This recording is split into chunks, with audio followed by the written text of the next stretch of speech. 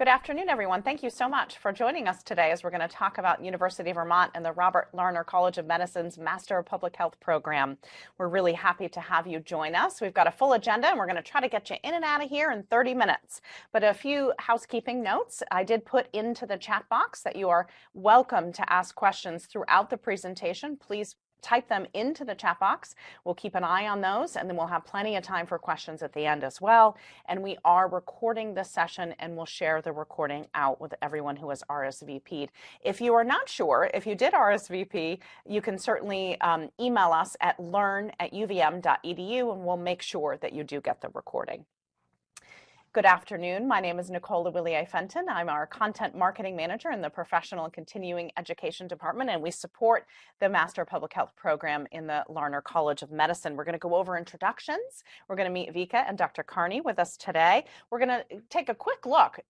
Public health news constantly evolving, and so Dr. Carney will just bring us through some of the top issues going on in public health today, and then we will dive deeper into the public health program here at the University of Vermont. As I mentioned, my name is Nicole. Happy to facilitate this conversation today. We have Dr. Carney with us as well. She heads our department in the Larner College of Medicine related to health and health policy, and she leads our public health program here at the University of Vermont. We're so fortunate to have her guidance. We also have Vika Pleshakova, who works so closely with our students in our Master of Public Health program from the initial application all the way through to the experience of choosing courses and then through to career advancement and career support throughout your experience and connection here to the University of Vermont. And Vika will share a lot more about that connection and student support in a moment. But first, we have to ground in what is public health. And it's a wonderful thing that so many more people are aware of public health today. Jan, why don't you bring us back through what do you mean by public health, and then how does it connect to some of the issues happening in the United States and the globe today?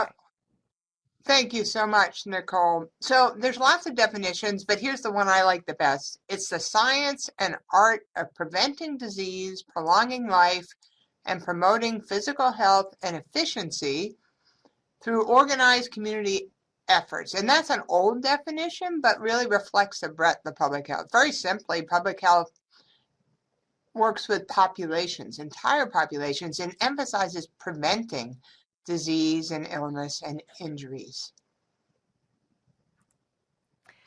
I want to show you just a few examples. Public health is very broad, it's very exciting, it's very dynamic. As you know, it's never, ever been more important than it is today. And the reason that we're doing this and we teach our students is that we need you. We need public health professionals able to, with the training and skills and education and passion, to take on some of the most challenging issues in the entire world. So this is from the CDC webpage from yesterday. And this changes day by day, but you can see COVID-19 is still very prominent. We're looking at a new variant, the Omicron variant, and the Delta variant is widely circulating, and we're learning more about this new variant every day. The flu shot. We hear the news constantly about the pandemic, but we all have to remember that the flu comes back every year, and this year people are out and about more often, so it's even more important to get a flu shot.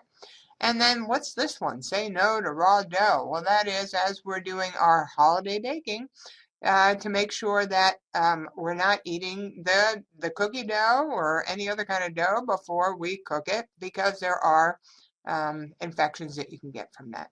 Next slide, please. Another huge area of public health is climate change, environmental public health, and this is from the CDC again. And the perception is that it's all about infectious diseases. That is exactly true, but there are so many human health impacts of climate change, everything from worsening cardiovascular disease to health effects from air pollution and adverse impacts on drinking water, that this slide really reflects those many, many health effects. Next slide. Public health is very involved with health care. And when we think about health, we think about healthcare, but public health is much broader, and many other things determine our collective health. But this just shows you a chart that compares the United States with our high-income peer countries. And this is from the Kaiser Family Foundation. It shows that despite everything we know how to do, we still rank poorly in terms of our health outcomes aren't as good, we don't live as long, and we spend more money than our peer countries. We can do better, and public health is a part of that. This is from the Kaiser Family Foundation and reminds us that we think about healthcare, those habits and behaviors like tobacco use or substance use, and genetic factors that impact our health, as well as the environment. But social factors are really, really important in determining people's health. And this just shows you the overlay of racism and discrimination that has, unfortunately, a very long history of structural racism in our country. But all of these different factors, economics and education, food security, our community and social context, these are all really important, and the list below those factors shows you the different ways we can, in public health, working with others, impact these in a very positive way. Next slide. And public health goes global. You can see these are the Sustainable Development Goals from the United Nations and World Health Organization. And if you look at all these different factors, they intersect in the middle with good health and well-being. And that's everything from making poverty better to better drinking water, air quality, climate change, and much more. And finally, this has been something that our country has struggled with during the pandemic, and the reminder for the American Public Health Association that science is evidence, not opinion. And that's what we teach you in our program, the evidence for things that really work, that we can collectively do to improve the health of people everywhere. Dr. Carney, I wanted to also touch on something that our program was awarded an accreditation in the last year and have been working towards that additional accreditation from the CEPH. Can you explain what that is, what the organization is, and why is that important to our prospective students here today? Yes, of course. As we started, our program was accredited the same as all graduate programs here at the University of Vermont. And so we decided to also go for a national accreditation, the Council on Education for Public Health, which is the highest level of national accreditation for programs and schools of public health. And working with our entire team of faculty and staff, we worked very hard. And we did extraordinarily well and are now nationally accredited by the Council on Education and Public Health. Great. Thank you for sharing that as well. I just wanted to make sure we mentioned that. I wanted to also, one of the things that you just said is that our program has always been online. We launched the program as an online Master of Public Health out of the Robert Larner College of Medicine. And that is unique. Most programs may explore, moving a program online, having an online component to it, or a hybrid model. And so I want to share this video from, she's now an alumni. In the video, she was a current student at the time, is Tominelli. And she really explains more about what is the experience like being an online student in our program. And so I'm just going to have Vika and Jan, thank you very much for turning off cameras. I'm going to turn off my camera, but don't go anywhere. We're going to be right back after this video so you can hear from one of our students.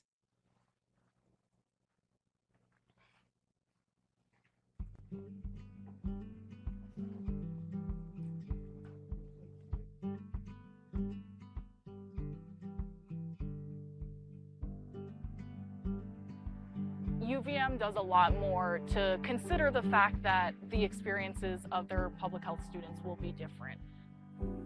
The field of public health that I'm most interested in is global health, and the way I got there was from my undergraduate studies in microbiology and immunology. One thing that attracted me to the online MPH program is the fact that I'm so independent. My schedule is pretty sporadic, so just knowing that I would have the flexibility to plan around that was great. I actually find that I have a better relationship with my professors at UVM, who are all online, than I ever had with any professors in my undergrad experience. The program does a really good job to make up for the non-traditional social aspects of learning. So there's a lot of discussion board and, using Microsoft Teams and Zoom and interacting with other students. So I think that's really unique. I think the school has done a great job adapting to those needs during a pandemic. It takes discipline, but I think it's so rewarding to be able to have the independence and the flexibility to live your life and also go to school and be a master's student.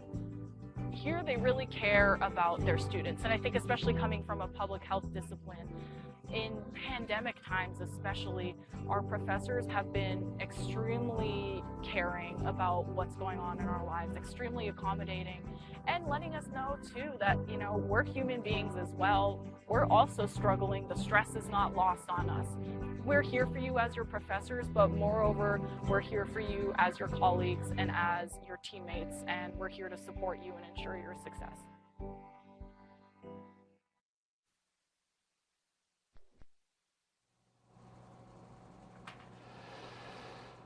Hopefully that gives you a little perspective of what it's like to be a student in an online program and how important the connections are and how much our faculty works to make those connections with students as well and with each other.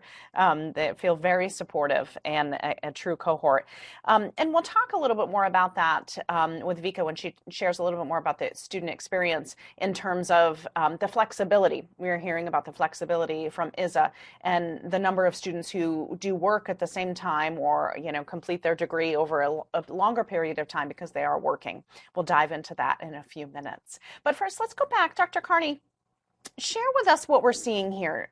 Isa was talking about the breadth of the program, and she's very focused in global health. But maybe ground us in the foundations of our Master of Public Health program at UVM. Yes, the areas that you see, so if you look at the diagram, biostatistics, environmental health sciences, epidemiology, which is the language of public health, and pretty much everybody knows what that is right now. It's just very, very practical. Health policy and management, and social and behavioral sciences. Those represent the core disciplines that every school and program in the country needs to have. And these are some foundational skills. So in our program, we make sure that you have them and your background and skills are really, really strong. If you look in the center of that box, you can see sort of the newer cross-cutting areas. And we also have those incorporated into different aspects of our course, both as electives and required courses. But you'll see that our program is a generalist program. That means that we do our absolute best to give you the strongest possible training that makes you an outstanding public health practitioner, but you're also versatile and you can pivot to a specialty area if you decide that you want to go into one area of public health. So you can go global. You can go into more healthcare related things, and that's what we want to prepare you for. These are our areas of excellence: health policy, leadership and advocacy, global and environmental health, and our quantitative public health sciences. And when you come out of our program, you'll have a strong background in all of these. Great. Thank you so much, Shan. Vika, I want you to guide us through some of these electives. Dr. Carney just shared, areas of focus that you can go into and the core courses that you need to take to complete the program, but then you're able to really focus in on areas of interest. Can you just share some of the evolution of some of these courses and what we're seeing here? Sure. So some students choose to focus on one of those areas that we covered in the previous slide. So they would choose the courses specifically in that area. For example, if you're interested in global health, you will take international humanitarian health, you will take environmental health and law and policy, you may take climate change emergencies course. If you're interested in the quantitative aspects, then you will take biostatistics 2, or public health surveillance, or classes like improving health in populations and investigating disease outbreaks. So some students choose to take one of these classes in each area. So it really depends on their interests and the focus that they would like to go deeper into. We also have courses that emerge all the time. As Dr. Carney mentioned, the public health is very dynamic. Things are happening every day in this field. And so based on what's happening in the world, we offer new courses, new electives all the time. For example, the climate change emergencies course emerged a couple of years ago. And as part of our program, we offer your personalized academic and career coaching. So we work closely with students, and we would even meet with you before you enroll in the program to tell you more about it and the details, and maybe listen where you're coming from and what you would like to focus on. We walk the students through before they enroll into the program up till they find a job and beyond, and we have a vast network of MPH alumni right now, and we have a LinkedIn group where the students can connect. And if you're interested in a specific area, whether it's a focus area in public health, or you're interested in a specific geographic area you'd like to be, we would be able to connect you with some of our alums that way.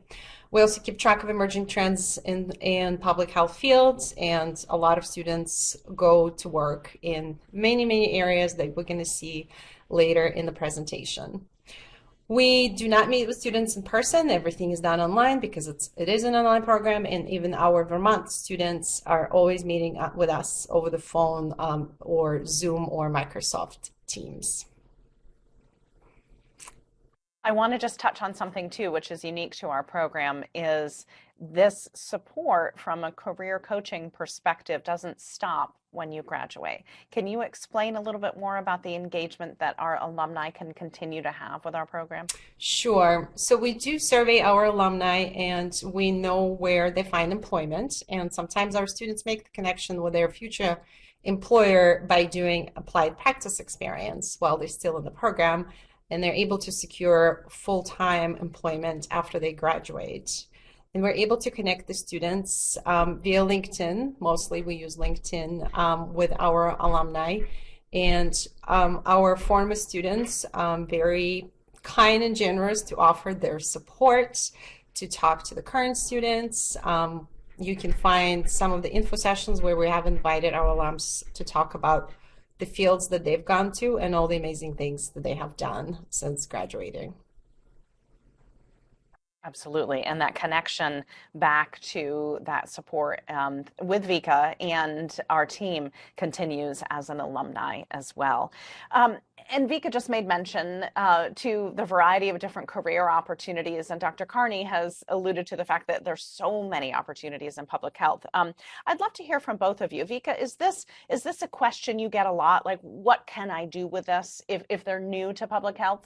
Sure. And the beauty of our program is because it's a generalist program, you can take your education in so many different directions. And these are just a sample of the professions that our students go into. So besides working for the local state public health agency, you can work for a nonprofit or a healthcare organization. You can become an educator, you can become a policy specialist, an advocate, you can become an epidemiologist, or become a consultant in the healthcare field. So there are many opportunities with this degree. Dr. Carney, do you want to add anything else? Because I know that you've had such a long career in public health, and are there any trends that you're seeing, or just really areas that are really new and exciting to also go into in the field of public health? I think one of the positive thing that's happened as a result of the pandemic is the collaborations are getting even stronger. So I think that, as I said earlier, we need you. We need dedicated people in public health in all areas.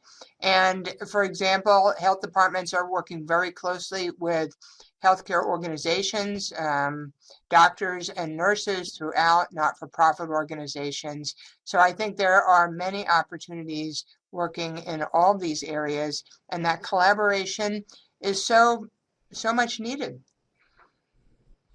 Absolutely. Vika, I'm going to just zip back one slide because we have a question from Han in the chat here as well. In the previous slide shown for course topics, do we need to complete all these courses and finish the program in 2 years? I want to go back over to the 42 credits, this slide, and then how the, where do those electives kind of fit in? Vika, could you respond to the question that we have? Sure. So our program is total of 42 credits, and you will be taking 6 core courses, each 3 credits, and you will take 3 advanced core courses. And then the students choose 3 electives from the next slide that we showed. So as I mentioned before, you can either choose 3 courses from this list in the specific area, be it a quantitative aspect like biostatistics and epidemiology. It can be healthcare policy, advocacy, and leadership, or it can be global and environmental health. Or you can choose a course in each of the area, but you need to complete 3 of these courses. And speaking of the length of the program, I can insert it in here that we have a 5-year limit. That's the graduate college policy. You have to complete the program within 5 years. Most of our students, I would say, graduate within 2 to 3 years. And the fastest track would be 15 months. Awesome. Thank you for that question, and thank you so much for that response. So if you're considering applying to the program, we've got a couple slides here just about what are the requirements and the process to do that, Vika. Sure. So of course we require a bachelor's degree, and we're looking at a GPA of 3.0 or above, although we are flexible when it comes to that based on your whole application. And the reason we ask for you to have a biology or any other science course because you will be dealing with those in your MPH, and we just would like to make sure that you have a basic understanding of science. We're also looking for math, statistics, or a college algebra course because you will be taking highly quantitative courses like epidemiology and biostatistics. So we want to make sure that you're prepared to take that to be successful in those courses. The application process is fairly simple. We do not ask for any standardized tests. No GREs are required. You fill out an online application with a fee of $65. Submit a resume, personal statement, official transcripts, and 3 letters of recommendation. And this is some of the details about the application deadlines. We have extended our application deadline for spring. The courses begin on January 18th, and we are accepting applications until December 15th for the spring semester start, so there's still time. We're also accepting applications for summer and fall, and we are accepting students right now for the following 2 terms. And if you can see the tuition here, our out-of-state students pay differentiated tuition, which is $927 per credit versus $1,700 that other students pay at the University of Vermont, and Vermont residents pay standardized tuition of $683 per credit. The federal loans are available to MPH students, and you would need to fill out FAFSA form and talk to the Student Financial Services if you need further help. Can you explain, and I don't know necessarily that this would be applicable to our participants with us today, but the AMPH, the Accelerated Master of Public Health, is an incredible program that continues to grow.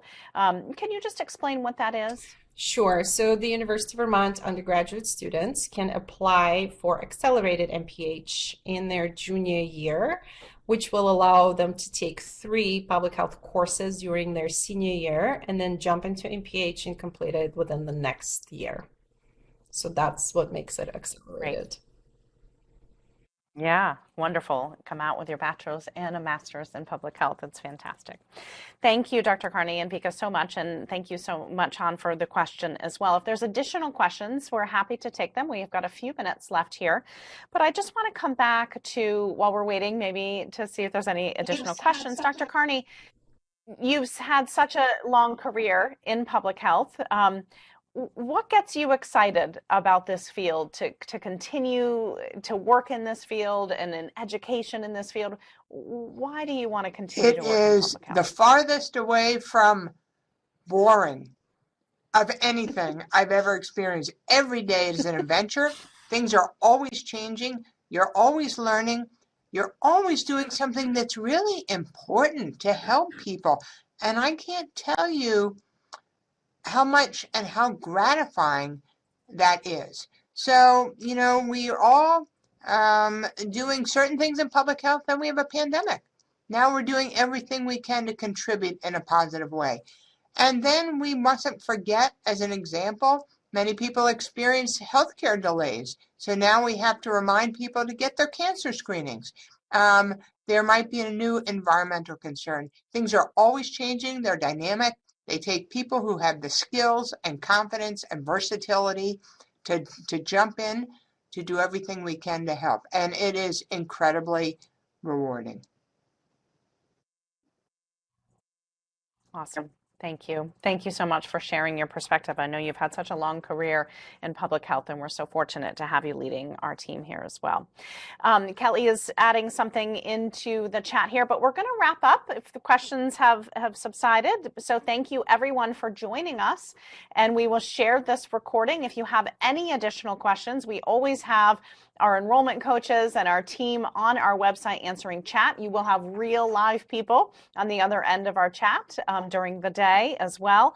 So if you have additional questions, if there's something specific about your application that you might want to talk to Vika, she's more than willing to do that as well. So please reach out at learn.uvm.edu, and we will be happy to connect you and answer questions. And we hope to see you in our Master of Public Health program. Have a wonderful afternoon. Thank you, everybody.